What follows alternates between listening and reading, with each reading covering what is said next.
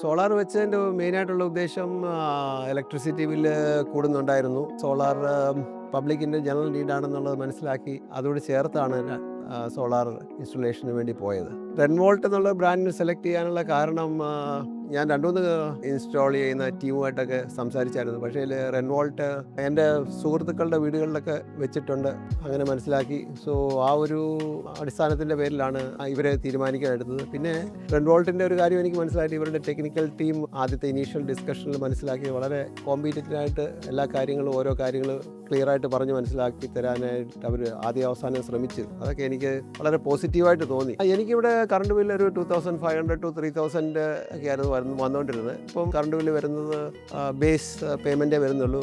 Based on the production അതിൻ്റെ ഒരു surcharge ഉണ്ട്. എല്ലാം കൂടെ എനിക്കൊരു 180, 200, 220 ആ റേഞ്ചാണ് ബില്ല് മന്ത്ലി വന്നുകൊണ്ടിരിക്കുന്നത്. Definitely I am happy.